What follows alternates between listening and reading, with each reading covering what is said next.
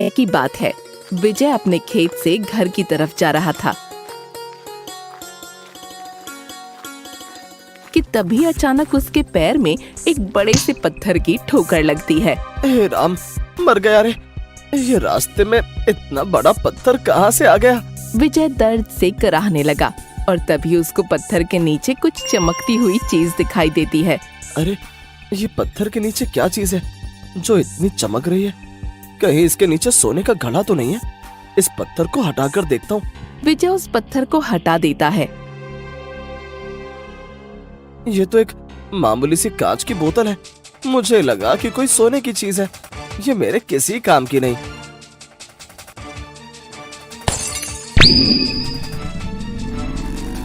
अरे, ये इतनी भयंकर रोशनी कैसी?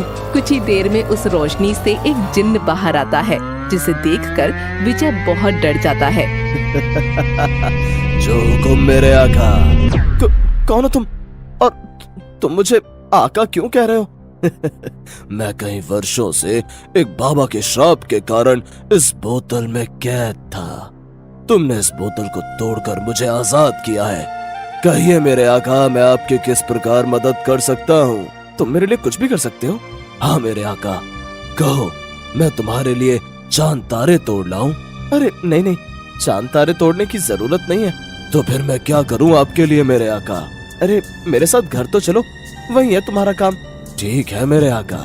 विजय थोड़ा सनकी और मजाकिया स्वभाव का व्यक्ति था। वो जिन्न को अपने घर ले जाता है। जो हुकुम मेरे आका। मुझे इस जिन्न के थोड़े मजे लेने चाहिए। क्या सोच में पड़ गए आका? मुझे हुक्म दीजिए। तुमको चाय बनानी आती है? मैं अपने जादू से अभी मंगवा देता हूँ। अरे नहीं नहीं, तुमको अपने हाथ से बनाकर लानी होगी। अरे यार, ये चाय कैसे बनती है? अगर आका से मना कर दिया तो ये मेरा मजाक उड़ाएंगे। क्या हुआ? क्या नहीं आती चाय बनाना? अरे नहीं नहीं, मुझे आता है चाय बनाना। तो वो रही रसोई, जाओ एक गर्मा गर्म चाय बनाकर लाओ। जिन्न चाय बनाने रसोई में चला जाता है। अरे, ये आका ने मुझे किस मुसीबत में डाल दिया।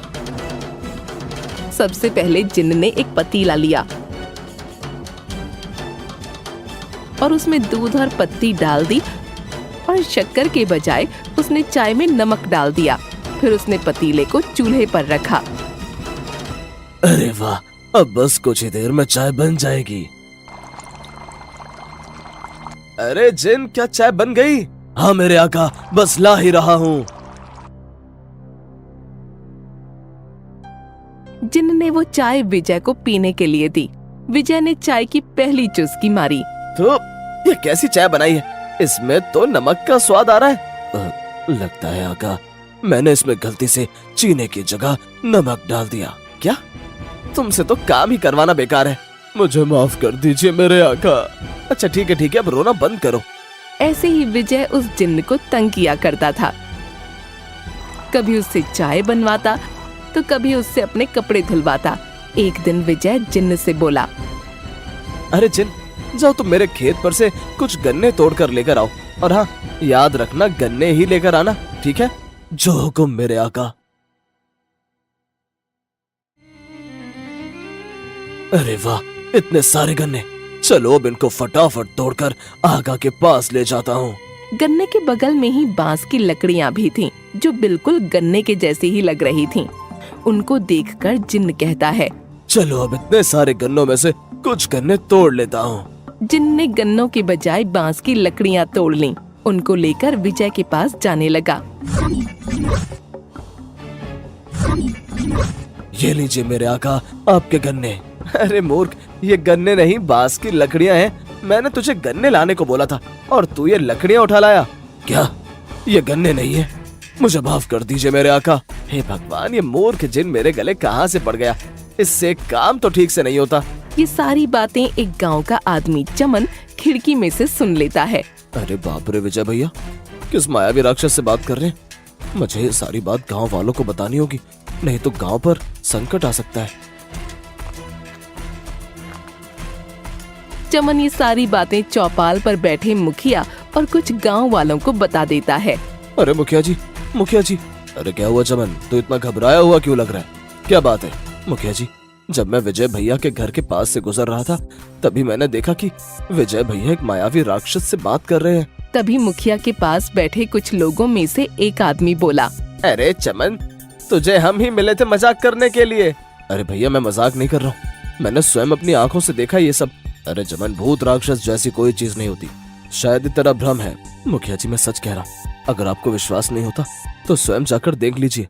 ठीक है भाई, अगर तू इतना कह ही रहा है तो हमको जाकर जरूर देखना चाहिए, लेकिन याद रखना मुझे मजाक बिल्कुल भी पसंद नहीं है। हाँ? अरे विजय, दरवाजा खोल। अरे ये अब कौन सा आ गया? जिन, तू जल्दी कहीं पर छुप जा, नहीं तो अभी आफत हो जाएगी। जो हुकुम मेरे आका। अरे विजय कहाँ मर गए? दरवाजा खोलो भाई। अब अरे मुखिया जी आप यहाँ, क्या बात है?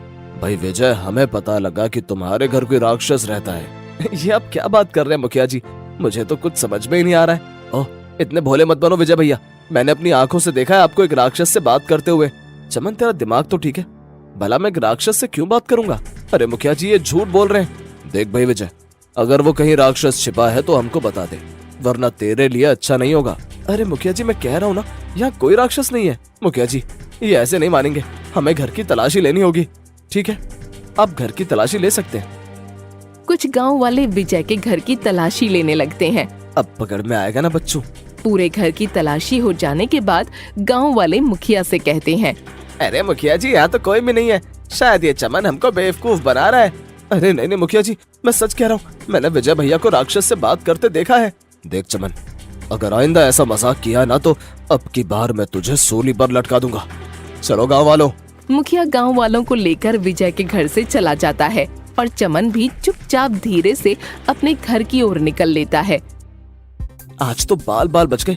देखो जिन, तुम्हारा इस पृथ्वी पर रहना बिल्कुल भी खतरे से खाली नहीं है। अगर इन गांव वालों को तुम्हारे बारे में पता चल गया तो ये तुम्हारा गलत इस्तेमाल कर सकते हैं। मेरे आका आप सही कह रहे हैं, मुझे भी अपने परिवार के पास वापस जाना है। हाँ लेकिन तुम्हारा घर कहाँ है? मेरा घर जिन लोक में है, लेकिन मैं वहाँ नहीं जा सकता। लेकिन क्यों? मैं वहाँ पर बहुत ही शैतानियां करता था और जिन लोक के महाराजा ने मुझे श्राप दिया। श्राप के कारण मैं जिन लोक में कदम नहीं रख सकता। लेकिन कोई तो उपाय होगा इस श्राप को तोड़ने का। जिन लोक से थोड़ी दूर एक बूढ़े जिन बाबा रहते हैं, इस श्राप को तोड़ने का उपाय उन्हीं के पास है। तो हम उन जिन बाबा के पास चलते हैं। जिन बाबा केवल अमावस्या की रात को ही उनके स्थान पर मिलते हैं। अमावस्या तो कल है, हम कल ही जिन बाबा के पास चलेंगे।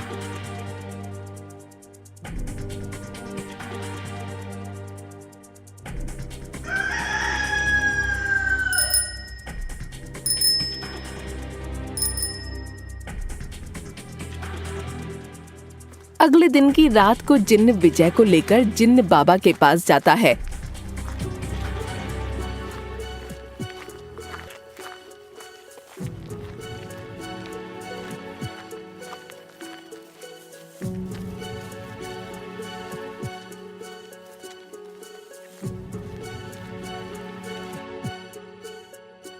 बाबा जी आंखें खोलिए। कौन हो तुम बेटा, और यहाँ क्यों आए हो? फिर विजय ने जिन्न की सारी बात बाबा जी को बताई।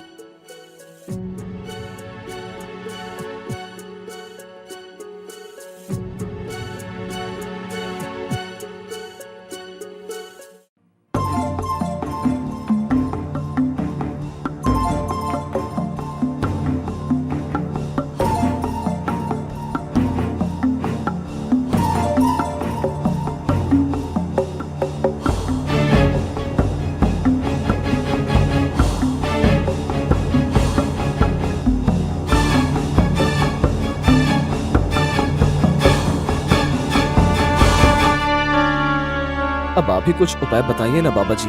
एक उपाय है, लेकिन उपाय बहुत कठिन है। आप उपाय बताइए बाबा जी, मैं सब कुछ करने को तैयार हूँ। तो ठीक है, सुनो।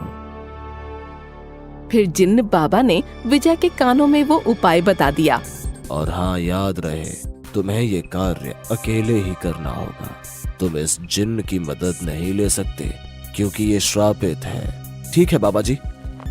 जिन्न बाबा के बताए अनुसार सबसे पहले विजय एक घने जंगल में जाता है।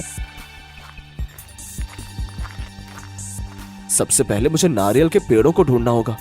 विजय धीरे धीरे जंगल में आगे बढ़ने लगता है और कुछ दूर चलने के बाद उसे वो नारियल के पेड़ दिख जाते हैं।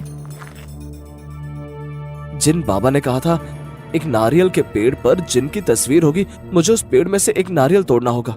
फिर विजय उस नारियल के पेड़ को देखता है जिस पर जिन्न की तस्वीर थी। अरे ये पेड़ तो बहुत ऊंचा है, इस पर से मैं नारियल कैसे तोड़ूं? अगर मैं इस पर से गिर गया तो मेरी तो हड्डी पसली एक हो जाएगी। थोड़ी देर सोचने के बाद विजय को जमीन पर एक पत्थर दिखाई दिया। फिर उसने उस पत्थर को जोर से फेंक कर मारा। अरे मैया लग गई रे। विजय उस नारियल को लेकर जिन्न बाबा के पास जाता है।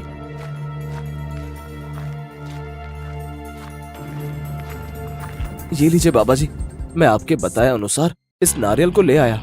ये देखकर जिन्न भी खुश हो गया और फिर विजय ने वो नारियल जिन्न बाबा को दे दिया। बाबा जी ने उस नारियल को हाथ में रखकर उस पर कुछ मंत्र पढ़े और फिर वो नारियल विजय को दे दिया। अब इस नारियल का क्या करना है बाबा जी? बेटा, अब तुझे इस नारियल को लेकर भयानक गुफा में जाना है। वहाँ पर तुझे एक चुड़ैल दिखाई देगी। तुझको उससे इस नारियल के बदले जिन्न लोक की चाबी मांगनी होगी। बाबा के बताए अनुसार विजय उस भयानक गुफा में चला जाता है।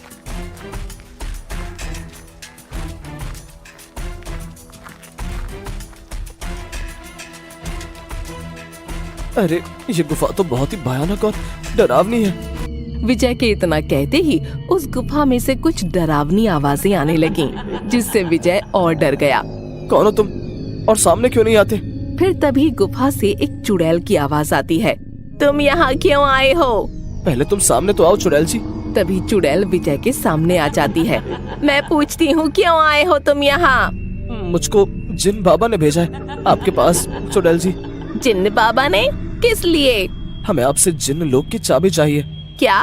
जिन्न लोक की चाबी? लेकिन क्यों? मुझे मेरे दोस्त जिन को वापस उसके जिन्न लोक भेजना है। चाबी मैं तुम्हें दे दूं, लेकिन उसके बदले में मुझे क्या मिलेगा? जिन बाबा ने आपके लिए ये नारियल भेजा है और बोला है कि मैं ये आपको दे दूं। अरे वाह, मुझे जादुई नारियल का पानी बहुत पसंद है। चुड़ैल जी, आप ये नारियल ले लीजिए और मुझे जिन लोक की चाबी दे दीजिए। अच्छा ठीक है, ये लो चाबी। चुड़ैल से वो चाबी लेकर विजय वापस जिन्न बाबा के पास जाने लगा कि तभी उसको रास्ते में एक नदी दिखाई दी। मुझे तो बहुत तेज प्यास लगने लगी, मैं इस नदी का पानी पी लेता हूँ। जैसे ही विजय नदी का पानी पीता है, उसके हाथ से वो चाबी नदी में गिर जाती है। हे भगवान, मुझसे ये क्या हो गया? मेरे हाथ तो चाबी नदी में गिर गई। अब मैं जिन बाबा को क्या मुंह दिखाऊंगा? और विजय नदी के किनारे बैठकर रोने लगा। अब मैं क्या करूं? हे भगवान। विजय को रोता देख नदी में से एक परी आती हुई बोली, क्या हुआ तुम्हें? तुम क्यों रो रहे हो? हे परी, आप कौन हैं? मैं इस नदी में ही रहती हूँ। तुमको रोता देखकर बाहर आ गई। मेरी चाबी इस नदी में गिर गई है। ओह अच्छा, तो ये बात है। मैं अभी तुम्हारी चाबी लाकर देती हूँ। परी जल के अंदर जाती है और वो चाबी लेकर विजय को दे देती है। ये लो तुम्हारी चाबी। आपका बहुत बहुत धन्यवाद परी जी। विजय वो चाबी लेकर तुरंत ही जिन्न बाबा के पास चला जाता है कि तभी जिन्न कहता है, अरे मेरे आका आ गए।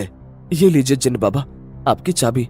बेटा, अब तुम दोनों जिन्न लोक जाओ और इस चाबी से जिन्न लोक का दरवाजा खुल जाएगा और ये जिन्न भी श्राप से मुक्त हो जाएगा। ठीक है बाबा जी।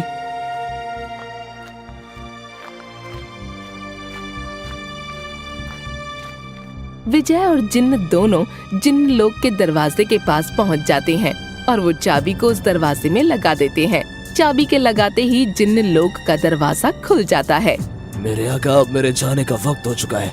मैं आपका बहुत बहुत धन्यवाद करता हूँ जो आपने मुझे इस श्राप से मुक्त कर दिया। जाओ, तुम्हारा परिवार तुम्हारा इंतजार कर रहा है। और हाँ, मैंने तुम्हें इतना डांटा, इसके लिए हो सके तो मुझे माफ कर देना। विजय की आंखों से आंसू आ गए। क्या आप मुझे रोकर विदा करेंगे मेरे आका? फिर जिन्न ने विजय को एक जादुई बक्सा दिया जिसमें बहुत सारे हीरे जवाहरात थे। ये लीजिए मेरे आका, मेरी तरफ से छोटा सा उपहार। और जब भी आप मुसीबत में हो, मुझे एक बार आवाज दीजिए, मैं तुरंत आपके पास हाजिर हो जाऊंगा। ये कहकर जिन्न अपने लोक चला गया।